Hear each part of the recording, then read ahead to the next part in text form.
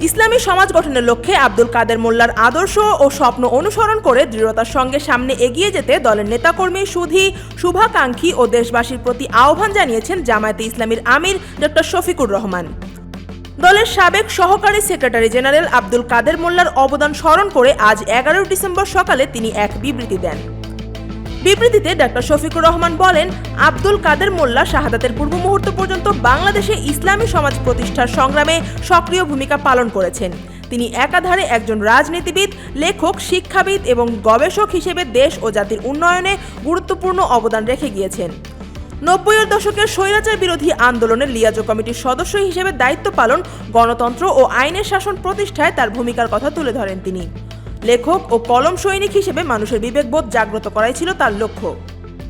তিনি উল্লেখ করেন, 2010 সালের 13 জুলাই রাজনৈতিক মিথ্যা মামলায় কাদের মোল্লাকে গ্রেফতার করা হয় এবং পরবর্তীতে আন্তর্জাতিক অপরাধ ট্রাইব্যুনালে ষড়যন্ত্রমূলক মামলা দায়ের করা হয়।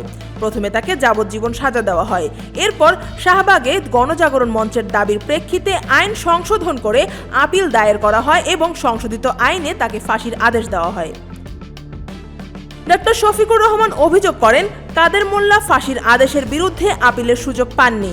রিভিউ আবেদন খারিজের পূর্ণাঙ্গ রায় প্রকাশের আগেই 2013 সালের 12 ডিসেম্বর রাত 10টা 1 মিনিটে তড়িঘড়ি করে ফাঁসি কার্যকর করা হয়। ফাঁসির 1.5 বছর পর রিভিউ আবেদন খারিজের পূর্ণাঙ্গ রায় প্রকাশিত হয়, যা ছিল বিচারের নামে নির্মম প্রহসন। বিবৃতিতে তিনি আরও বলেন, মৃত্যুদণ্ড কার্যকরের পূর্বে আব্দুল কাদের মোল্লা বলেছিলেন, সরকার আমাকে অন্যায়ভাবে ফাঁসি দিচ্ছে। আমার শরীরের প্রতিটি রক্তফোঁটা এদেশের ইসলামী আন্দোলনের নেতাকর্মীদের ইসলামী আন্দোলনে আরও অনুপ্রাণিত করবে। দিন প্রতিষ্ঠার মাধ্যমে তার রক্তের বদলা নিতে ইসলামী আন্দোলনের নেতাকর্মীদের প্রতি আহ্বান জানিয়েছিলেন তিনি।